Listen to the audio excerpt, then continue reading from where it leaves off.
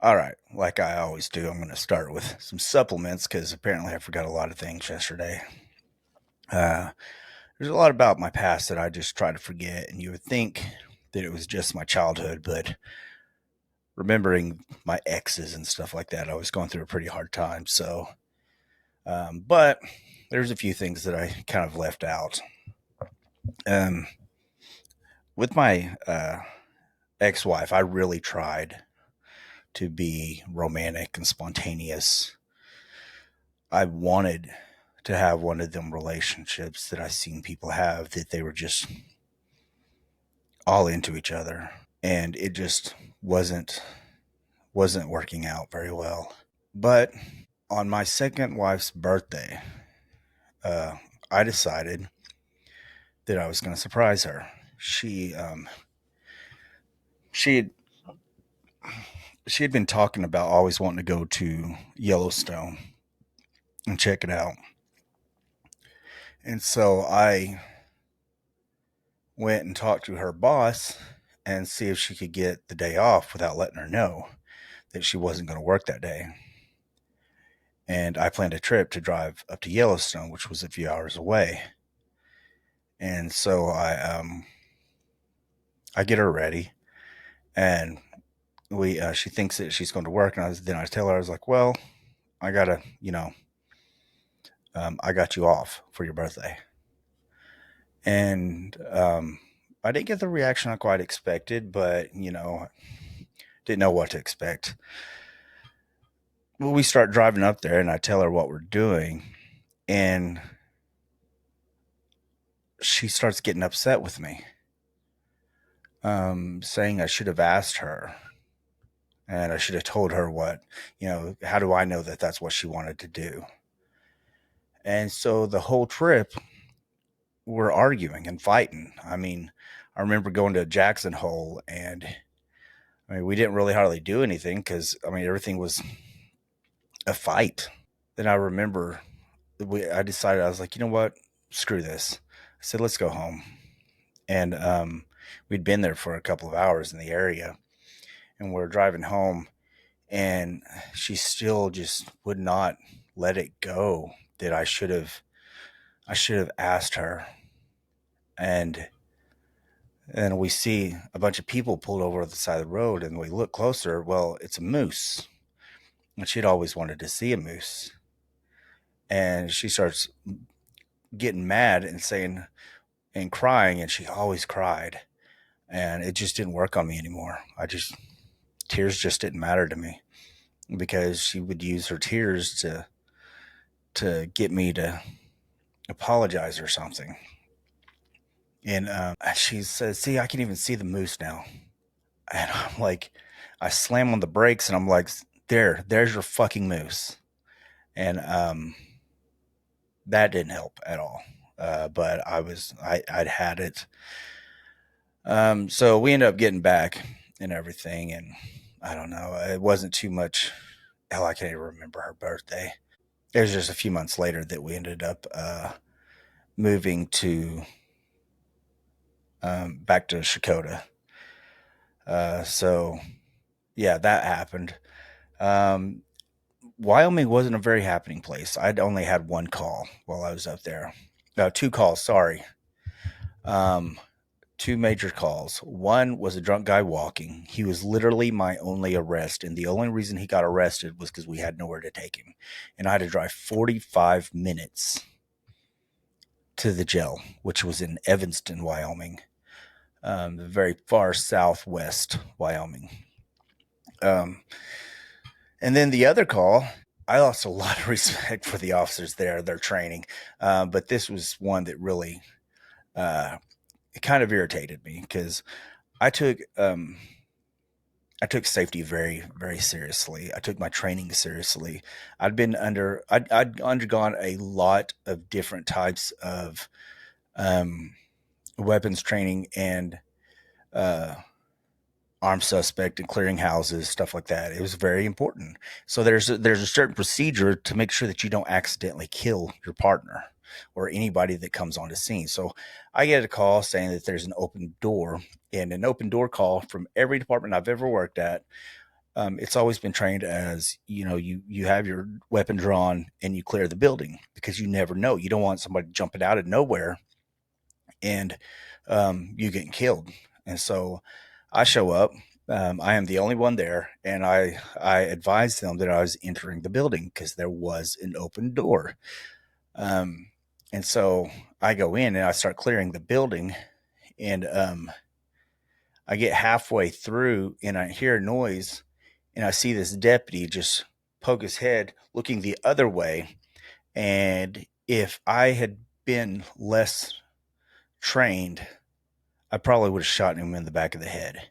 He didn't have his gun drawn, nothing. He was just walking around, just looking, see if anything was around there. I mean, my chief didn't even carry anything but full metal jackets. Full metal jackets you're not supposed to carry on duty because they're not hollow points. Hollow, a bigger bang to your body, um, a bigger how do I say it? It's supposed to stop the threat, but a full metal jacket is not a hollow point. It literally will just.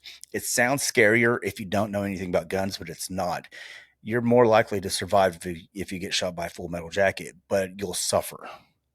And we're not in the job of trying to make people suffer. Our job is stopping the threat. And so I could shoot you with a full metal jacket. You don't die. It just hurts. Now you can die. Don't get me wrong. You can die from it, but it just was very unprofessional. I had never heard of a cop that carried full metal jackets. It was actually in Oklahoma, you're not allowed to. Um, but I'd asked the chief, and he said, "I've been an officer for 14 years, and I've never pulled my gun and shot somebody, so I didn't see the point in even carrying one," which was the most law enforcement answer I'd heard in a very long time. And I couldn't believe this was coming out of the mouth of a chief. So that was my experience there. There wasn't a lot of experience at all. Nobody really had any experience with anything because nothing ever happened up there. Everybody was armed, so people didn't usually act stupid. Um, anyway, but I was glad to come back to Oklahoma. I did enjoy the mountains and everything, the terrain. I mean, it was pretty. It was beautiful up there, and the people weren't so bad. It's just that I wasn't accepted, which was a pretty usual theme with me. But it might have been better. But the person I was with, I was. Um, I still wasn't at that point where I could say no about things. I just whatever made her happy, but nothing made her happy. And there's a huge lesson in that.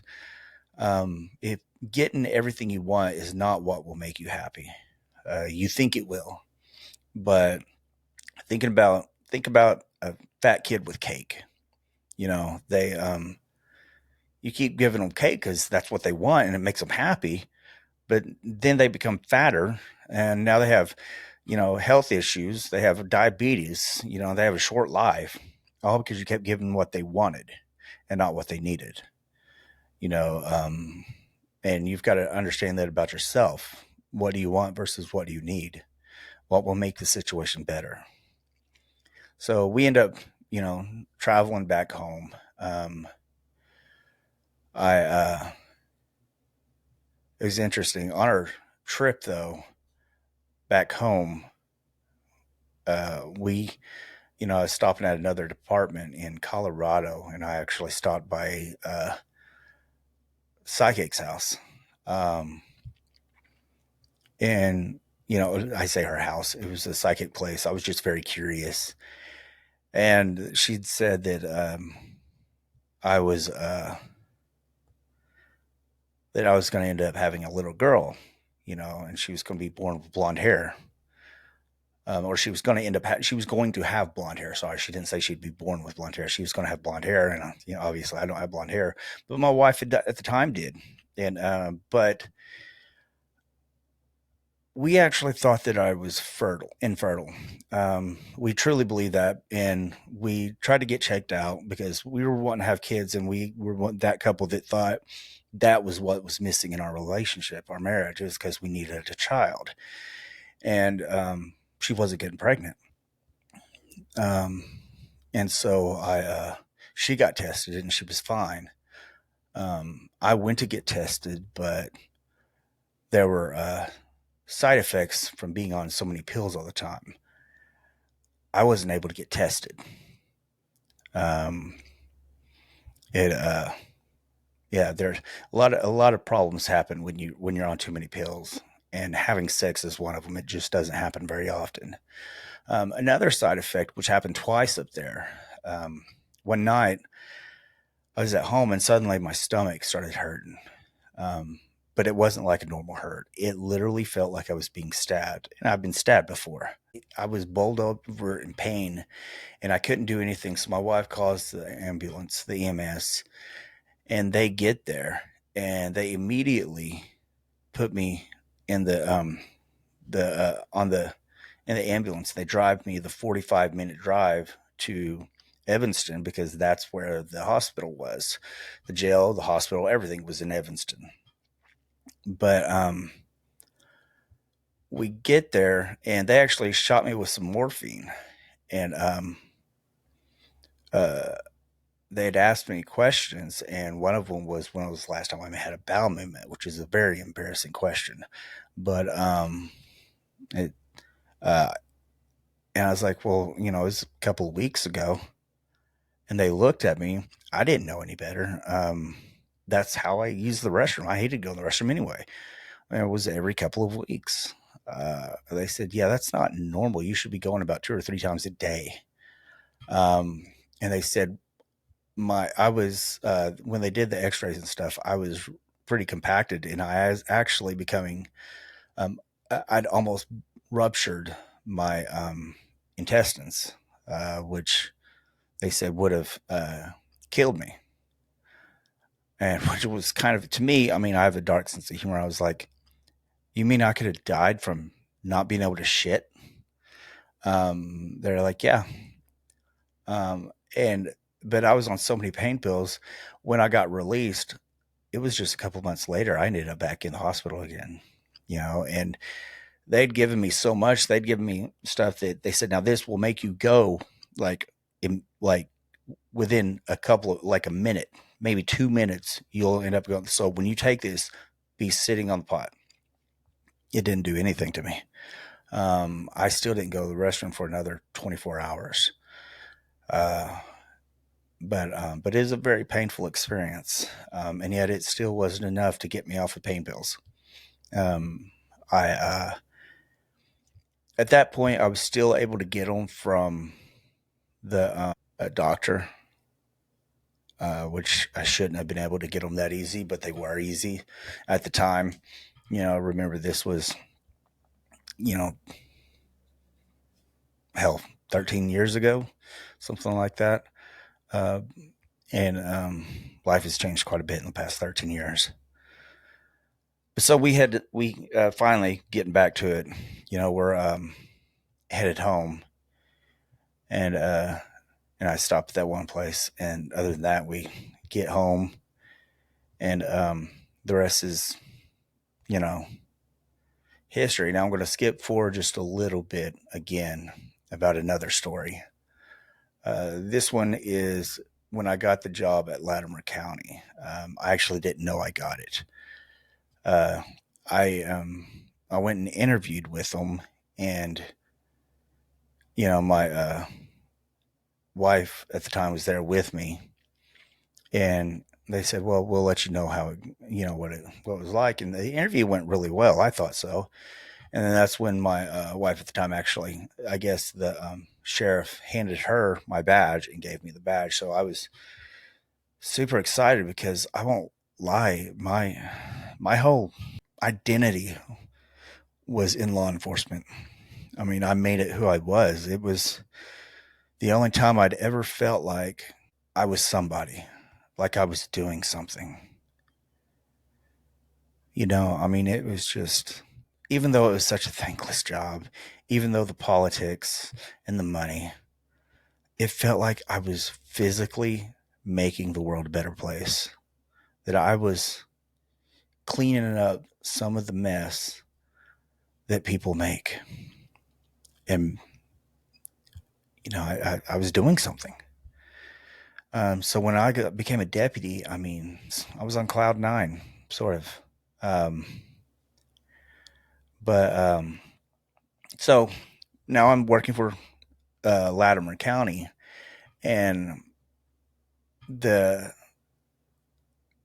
sheriff, who's the sheriff there, um, I can't remember why he ended up leaving in the middle of his term, but the undersheriff ended up becoming the sheriff. And he did not look like the type of guy that would be in law enforcement. Um, he looked like the type of guy that we would have arrested uh, for a multitude of various crimes. Um, and working there, I found that that whole area was a very dangerous area. It was just a few years before this that they'd had shootouts. The sheriff was known for, not the sheriff's there, but was known for having shootouts with people and was making meth in the basement. Um, but it was very good old boy system down there. Um, Even more than that, into the country, there were places that not only did your cell phone not work, but your radio didn't work either. But I enjoyed it. I felt like I was doing something. I wasn't scared of anybody. I mean, I learned how to drive really well in the area because I mean it's all curves everywhere. Um, so I thought I was a good driver because of the academy, but became much better there. Uh, so I uh, One day I'd actually decided to take off driving up in the hills. And mind you, some of the people that live out there is like we had uh, known Taliban that lived in there. We also had uh, I don't know if you remember the Waco incident, but some of the Koresh family lives out there. Um, there's a lot of dangerous dudes. Now I can't vouch for the Koresh family being out there. That's only what I was told by law enforcement, but and locals. But I did see uh, who I believed was the Taliban. They said they were in white vans. They only came down like once a month or once every 2 months to get supplies, and they'd go back up there. And while I was driving, I was looking for them, and I'd found them, and it was, if anything, it was just suspicious. But I do believe they were. It wouldn't have surprised me. They never spoke to anybody or anything. They just went and got their supplies and went back. But one day I decided I was going to drive out in the middle of nowhere, and because I seen some signs that you could tell when people leave signs to remind themselves how to get somewhere. And so I went to that area, and I got out, and I grabbed my AR, and I just started walking and following this trail that I found. Not a walking trail. It was just I could see where not really a great tracker, but I can do some minor stuff, more obvious stuff. I'm observant, and I stumbled upon some a grow house for marijuana. So I backtracked and left, and I went and told my sheriff, and his words to me were to leave it alone and don't go back out there. That was suspicious to me. Um, my wife at the time actually got a job at the jail also, and she was making almost the same amount of money as I was. So we were doing pretty decent there. Granted, we only got paid once a month, but it it was a decent paycheck for both of us. I mean, from what we were used to, so we were finally starting to be able to have nicer things again. Um, but still, she was she was a hard person to keep up with financially. But one day, um, she tells me that the undersheriff has been speaking inappropriately to her, which he was perverted. And so she decided, and I talked to her, and I was like, we decided to record him. And so she records him, you know, uh, him asking her to, she said they would use terms like, change the light bulb under my table, which that meant, well, give me a blowjob. And she recorded him saying that and everything, and saying your husband wouldn't find out. And as soon as she recorded him saying that, when she left out of there, she didn't wait to leave the building or anything. She went into the other room to listen to it, and she gets caught. Um, and so he threatened her. And that was pretty much the relationship of the way they did things there. But my job down there was to I was over the evidence room, and the evidence room was the whole downstairs. There were probably 7 rooms full from floor to ceiling of evidence just piled up, and nothing was organized. And they gave me a computer and told me my job was to organize it. And so I had to organize it while also working the streets, and I didn't get paid any more for it.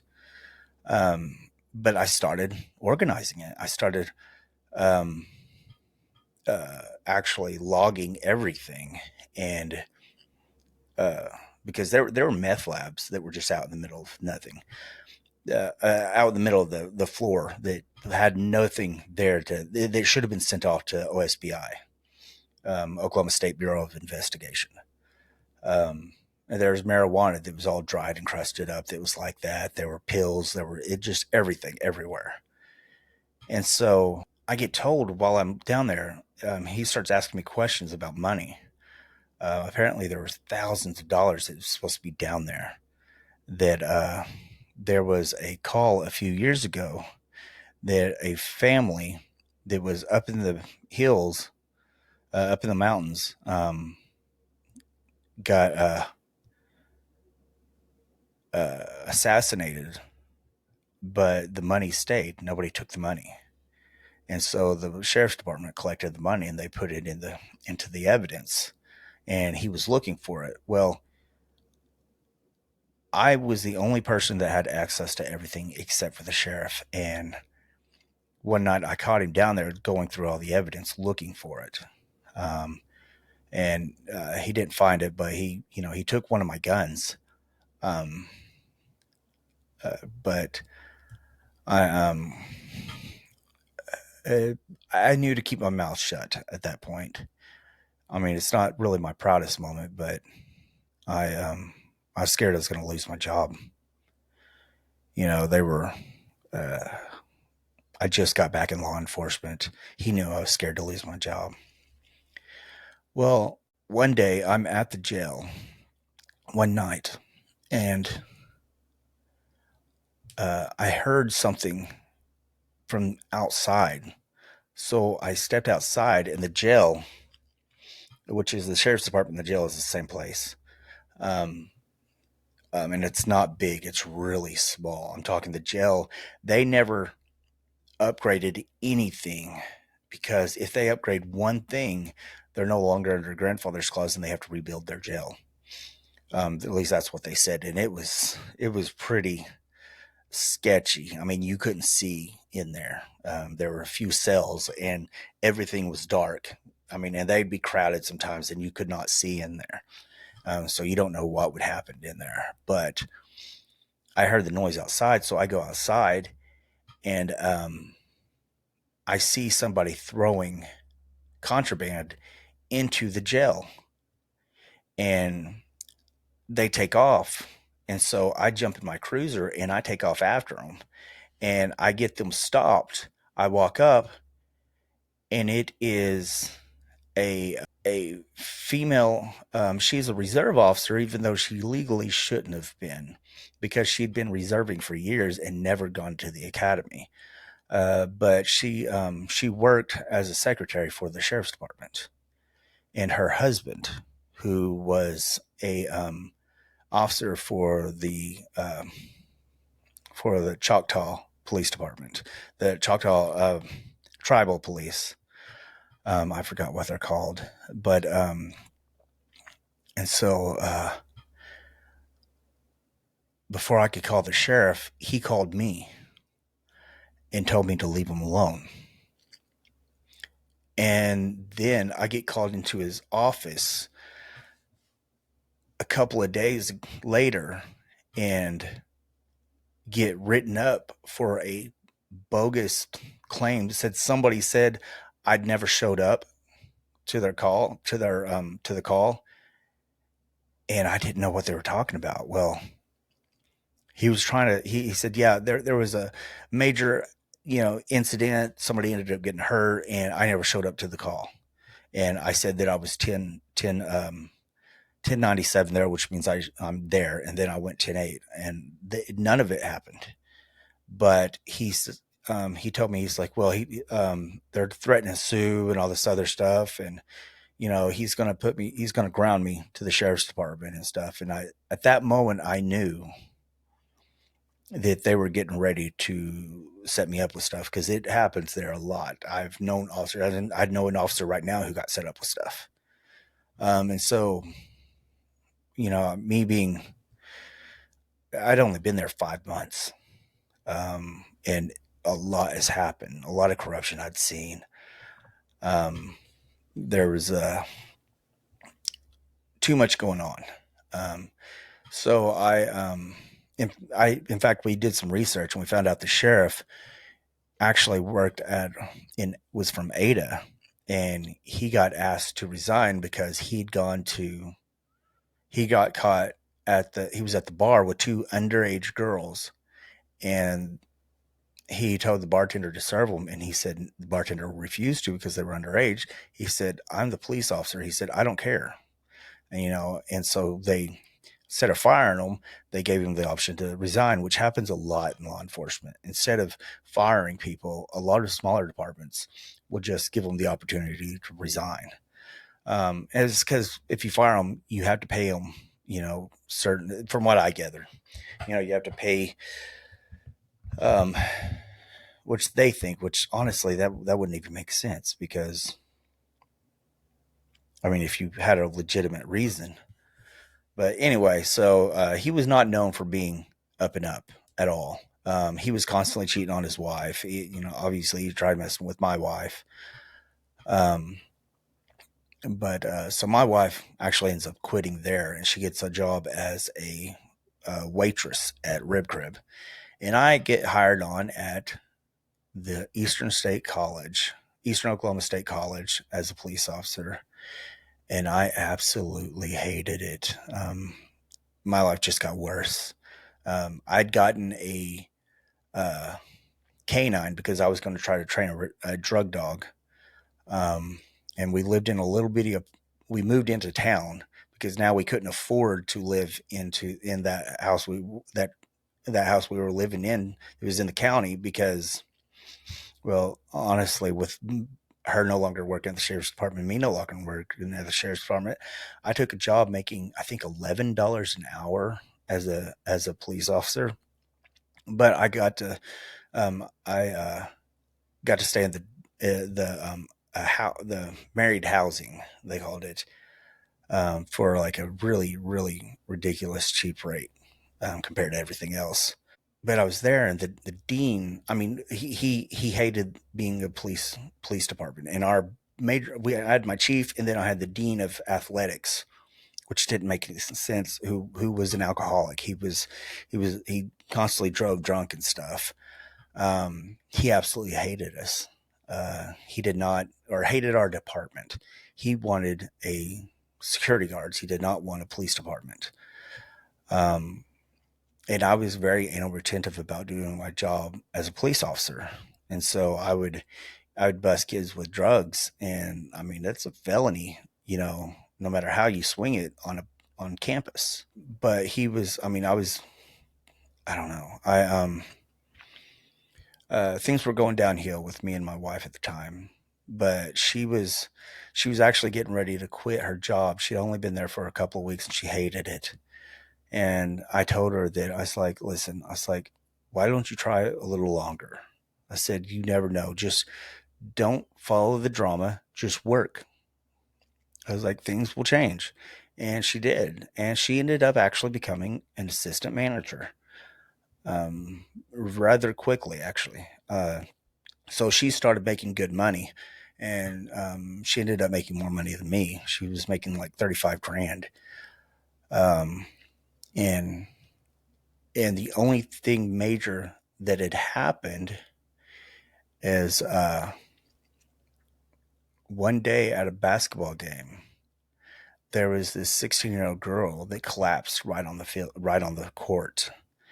And I went out there, and me and a couple of people picked her up and took her to the locker rooms. And she stopped breathing, and nobody around there knew CPR at all. So I started performing CPR, and the ambulance had kept getting lost. I don't know how you get lost in that area, but they kept getting lost. Um, and so I started giving her CPR. Well, if you do CPR right, you will break their sternum or a rib. You'll break something because you push hard. And she ends up jumping up and she vomits this pink substance. I mean, like foam and everything, which meant that I punctured her lung, uh, but she survived. Um, and I didn't think much of it. I mean, I was just doing my job, but and well, even if it wasn't my job, I figured anybody would do it, but nobody knew anything about that stuff. And it felt good because when I was leaving, somebody said a woman just looked at me and she said, "I see you. I know what you did. Thank you." And it meant the world to me. And but that was literally the biggest thing that had ever happened when I was there. Well, me and my wife at the time got into a pretty big fight not too long after that, and which was a very common thing. I mean, we weren't physical or anything, but we were very. I mean, it was just she was going out all the time. She was, drinking with her friends after crib closed because they had a bar there. I had no idea what was going on. Um, in fact, one night, a guy brings her home, and because she's drunk and she could hardly function. Um, and so, and then I was getting worse on pills. I mean, uh, it was bad. I shouldn't have even been able to do my job, to be honest, thinking back about it. I mean, I didn't know, I didn't realize how bad it had taken me, but it seemed like the worse I started feeling emotionally, the worse my pain got. And so I was taking pills thinking that I needed the pills because of my pain. I wasn't taking them to get high. I didn't want to get high. I just wanted the pain to stop. Um, well, one day she actually, me and her get into it, and we had a couple of horses over at a buddy of mine, actually at the chief's house. Um, and my horse was pretty green broke. And you couldn't put a full bit on him, or he'd go nuts. But you couldn't not have something on him because you have to have something to control him. Well, I got mad and I went over there and I just grabbed a hackamore bit on it and threw it on him, which is just covering the nose. It's not really doing anything. You'd have to have a pretty well raised horse, pretty good trained. Definitely not a green horse. And this horse was pretty tall, probably about 15 and a half, 16 hands tall. And he just takes off running. First he tries to knock me off by getting trees to hit me off of him. And the harder I pull back, the faster he goes. And I see him going towards the fence. And I'm thinking either he's going to hit the fence I'm going to fall off and I'm going to get pretty bad, hurt bad, or he's going to jump and I'm going to end up falling off and I'm going to get hurt worse. So I decided to jump off. Well, I jumped right into two potholes and I did something to my feet and I couldn't walk. I swelled up and I had to have a buddy pick me up. I called him and luckily he heard me from the house. Um, Came and picked me up physically, drove into the ER and they they found out I like broke a little bitty bone in my foot. Um, but and they said you don't need a cast, but you had to be in this boot for quite a while, a few months and stuff. So, but in my other foot, I just sprained my ankle pretty bad and it was swollen. They said that'll heal eventually by itself. But I continued to work because I couldn't take off work. Um, and I eventually healed and stuff. But one night, it all comes to a head. Uh, it was my birthday actually, and we were going to go to uh, Tulsa, and so we, or Fort Smith. The hell, I can't remember. It was some city because nothing there was, anything, and so we were going to Tulsa, and of course we get into another fight, and we were going to go watch a movie, and she said she didn't feel like it, and so I wasn't going to go inside and watch a movie by myself. And then we drive home, and she tells me that she's leaving me, and it just completely took me by surprise. It shouldn't have, honestly, it really shouldn't have taken me by surprise. She'd been obviously leaving me for years. I wasn't really good with not being wanted. Being single always made me feel like I wasn't wanted, and she'd make me not feel wanted for a long time. I mean, we'd sleep in the same bed, but it was a king size bed. She'd always sleep on the other side of the bed. When I said, "Are you going to cuddle or anything?" She'd always cross her foot over my ankle. And it bothered me so bad because all I wanted to do was be a good husband. I wanted to be a father, and it looked like that was never going to happen. Um, and So anyway, she leaves, and again, I tend to move very quickly. I actually started going out, and I met this nurse. I call her Crazy Lacey. I didn't know that at the time, but she was an ER nurse, an emergency room nurse. But I met her at a club, at a bar. Honestly, we can call it a club, but it's in Shakota, around Shakota, so it's more of a bar. Um, but she lived in McAllister, and so we started seeing each other pretty regular. But um, I didn't really give me and my now soon to be ex a chance to get together, and that should have told me something. I and thinking about it now, I wasn't missing her because I loved her, and I was thinking about how much I love her and everything else. It was I couldn't believe she left me. You know, she waited until she no longer needed me, and she didn't. She was making more money than me. I mean, she was making really good money for compared to what we were used to. I mean, she knew she could handle living on her own, making 35,000 a year. Um, but so I actually continued to pay for her phone and everything, even when she said that she needed an emergency a medical procedure done, possible cancer, and so I gave her money for that. Um, and I mean, I was an idiot about it, but I did. I never told Lacey that I was still paying for anything like that. But Lacey was strange. She was a major hypochondriac, and she was always thinking that she was dying of something. and that she was, and she would always talk about her ex-boyfriend. And but it was a very short-lived relationship, but I learned a lot.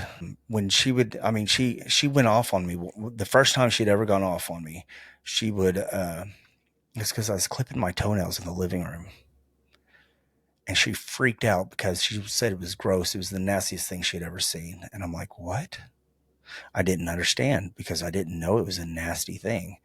Um, but and then, like I said, I was on pain pills pretty bad.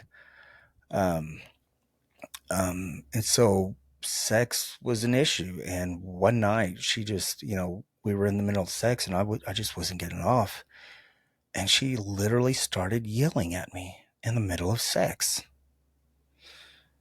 I mean, it was just like I was doing something wrong. And so I decided I was going to leave her. I mean, it got bad. I mean, she was just completely bipolar. She just suddenly switched and started yelling at me about some stupid stuff that, I didn't know anything about. And when I tried to leave her, again, remember, I'm sitting here, I'm 32 years old, and I had never broken up with a girl in my life, ever. I didn't know how. I never said no to a girl. So when I decided I was going to leave her, I told her, I was like, "Well, I'll see you when I see you." Probably the dumbest thing you could say to a psychotic woman like that you've nicknamed Crazy Lacey. She starts yelling at me, and I was like, "Well, never mind. I wasn't leaving you." And and then later, we get separated. I try breaking up with her again over the phone. She starts crying and then yelling at me and then crying. And it took a couple of times before I finally said, "No, we got to be over." And I needed that. I needed somebody that was psychotic, somebody that pushed it where even I broke up with them. And so we split up and everything. And if after I finally dropped my balls and said, it's done, it actually was. I never dealt with her again at all. We never ran into each other, nothing. She didn't call me. Um, but I need to back up. There was one thing that happened whenever I forgot about this, and it's very important. Before we started at Latimer County, before I started there, I'd actually met my mom again. Now remember, it had been since I was 18 years old was the last time I saw her. And I come in contact with her, and she's actually quit drinking recently. But it was because she had cirrhosis, major cirrhosis of the liver. She had tuberculosis. She had 3 strokes. She had a lot of medical issues. Uh, but what she also had was pain pills that she didn't take. And but she got them. She didn't take them because her heart and her body couldn't handle it. Um, so I actually started getting pain pills from her, and I was using her for it. And at the time, I'm like, she screwed my life up. She was never there for me. So I don't have any regrets. And I even said, I didn't say it to her, but the way I thought, because she was trying to raise money to get a kidney or a liver. Sorry, I would get a liver. And I even told my wife at the time, I was like, how could I, in good conscience, raise money for her to get a liver when she caused her problems? When there are people out there that didn't have anything to do with the reason why they need a liver transplant, and they're looking for a liver. Why would I help her out when somebody else deserves it more. Well, I kept seeing her and talking to her every once in a while. I'd see her about once a week. Um, and I talked to her, but we never really had any serious conversations. But one day, me and my wife at the time was headed back from Tulsa, and she lived in Shakota. And we were actually just about to pass through Shakota, and we weren't in a hurry for anything. And my mother calls me and asked me if I would meet her at the casino in Shakota. And I told her that I didn't have time. I was too busy. She said, "Oh, okay." And then I just hung up on her, or not hung up on her, but we got off the phone. The next day, I get a call from my sister, and she tells me that um, our mother had been life flighted to Tulsa and that she's probably not going to make it. So we head to Tulsa, and we get there, and she's unresponsive and everything, and she's hooked up to all the monitors. And then I asked my wife at the time, I'm like, "Do you want to go see a movie or something, since we can't really do anything here?" And so we did. And then we went ahead and, I called and seen if there was any different changes, and there wasn't. And so we went home, and I get called the next day that my mother had died. We'd been in contact with each other for a year. And before that, it'd been, God, I don't know, 18 to 30 or 31, something like that, whatever that is, 12, 13 years. I don't know. But, at the time, I didn't allow myself to think about it. We had her funeral. My sister, of course, acted like that they were best friends, and they didn't get along at all. In fact, my sister refused to let my mother see my sister's kids. And so my mother never got to see any of her grandkids really that much. But she was cremated, and my sister got every bit of her stuff. Well, I say every bit. She got a lot of her stuff, like her pictures and everything else. I didn't get anything. I still don't have a picture of my mother. I couldn't show you who she was or anything. But what bothers me even to this day, it didn't bother me until years later, was that I was so selfish and had the chance to reconcile something I'd never had. But instead, I told her I was too busy. And it's something I'll never be able to take back. I'll never be able to fix this. As much as we can hate our parents for what they do or what they don't do, it is them being who they are that teaches us who to be. And if I wouldn't have had her be the way she was, I probably wouldn't be able to love people the way I do. I wouldn't have the desire to try to make the world a better place. I would have just been another deadhead, just working, going to school, getting a job, paying my bills like everybody else. But instead, she started a fire in me before I was even born. What she actually did was sacrifice her life plan, so that I could grow. I know that's hard to understand now, but if you understand the way the world really works, a lot of people seem to not know what the purpose of life is. There's only two reasons that fit every single person alive: to learn and to love. And we need challenging times. We need to struggle to grow.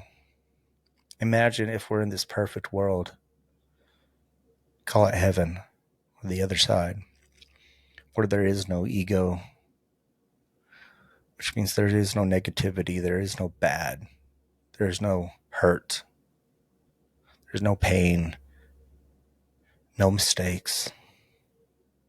no accidents. How do you grow? How do you become a better person, a better being, a better entity? How do you enjoy life? What's the difference between happiness and sadness if there is no sadness? What's pleasure if you don't know pain? So we come down here to grow, to learn, to love, to come back to love, to understand that love is everything. And she sacrificed it all, this life, so I could learn to grow, to love. And I was too busy to say goodbye. I think that's enough.